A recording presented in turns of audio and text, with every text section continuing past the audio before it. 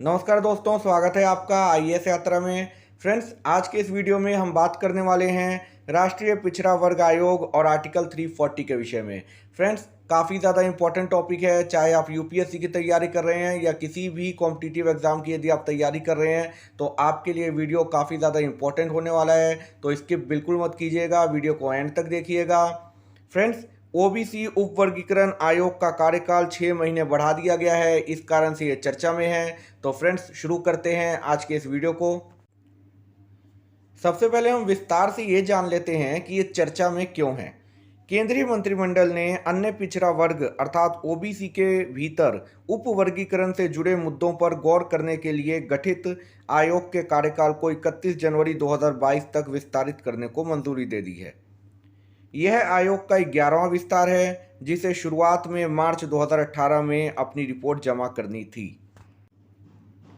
अब हम बात कर लेते हैं इस विस्तार के विषय में। यह विस्तार क्यों किया गया।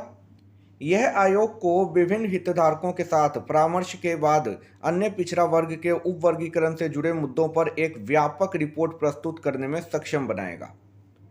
इसके उद्देश्यों में ओबीसी समूह के भीतर उप वर्गीकरण के लिए एक वैज्ञानिक दृष्टिकोण के माध्यम से एक प्रक्रिया, मानदंड, नियम, पैरामीटर तैयार करना तथा ओबीसी की केंद्रीय सूची में संबंधित जातियों या समुदायों या उपजातियों या समानार्थक शब्दों की पहचान करना एवं उन्हें उनके संबंधित उपश्रेणियों में वर्गीकृत करना शामिल है। अब हम बात कर लेते हैं आयोग के विषय में। आयोग के विषय में जानना आपके प्रत्येक एग्जाम के पॉइंट ऑफ व्यू से काफ़ी ज़्यादा इम्पोर्टेंट है। आपके एग्जाम में इससे क्वेश्चन पूछे जा सकते हैं, तो इसको आप ध्यान से सुनिएगा।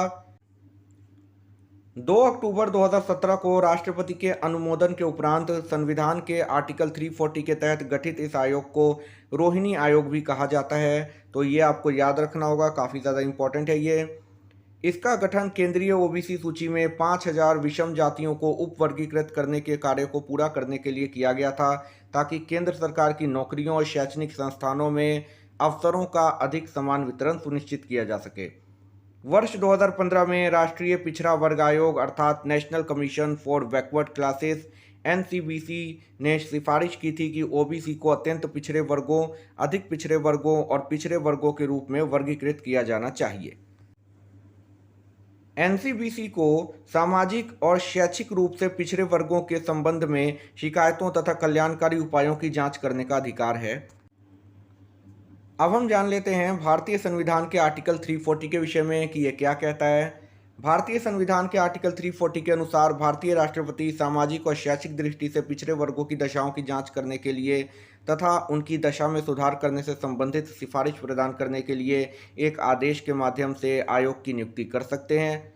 इस प्रकार नियुक्त आयोग राष्ट्रपति द्वारा निर्दिष्ट मामलों की जांच करेगा और राष्ट्रपति को एक रिपोर्ट पेश करेगा, जिसमें उनके द्वारा पाए गए तथ्यों को निर्धारित किया जाएगा और ऐसी सिफारिशें की जाएंगी जो वे उचित समझे।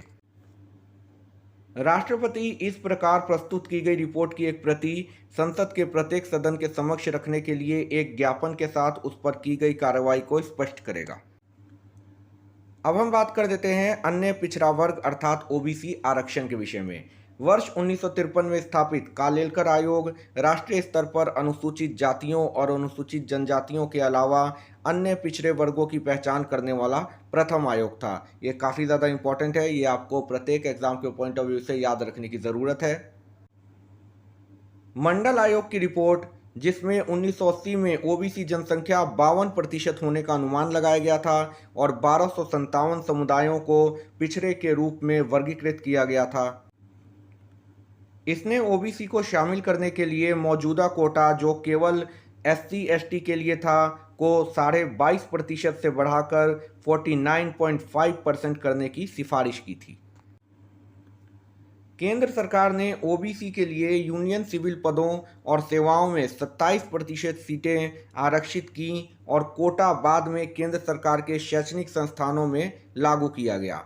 वर्ष 2008 में सर्वोच्च न्यायालय ने केंद्र सरकार को ओबीसी के बीच क्रीमी लेयर या उन्नत वर्ग को बाहर करने का निर्देश दिया।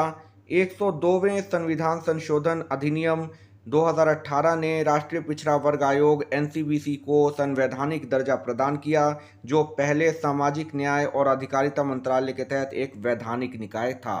तो अब ये वैधानिक निकाय नहीं है, अब ये संवैधानिक निकाय है। उम्मीद करता हूँ फ्रेंड्स आप वैधानिक निकाय और संवैधानिक निकाय में अंतर को जानते होंगे। और यदि आप इन दोनों में अंतर नहीं जानते हैं तो मैं आपको एक लाइन में समझा देता हूं। संसद द्वारा पारित किसी एक्ट के माध्यम से जब कोई निकाय गठित किया जाता है तो उसको वैधानिक निकाय कहते हैं, और संविधान के किसी आर्टिकल द्वारा जब कोई निकाय गठित होता है तो उसको संवैधानिक निकाय कहते हैं। उम्मीद करता हूं आपको अंतर स्पष्ट हो गया होगा।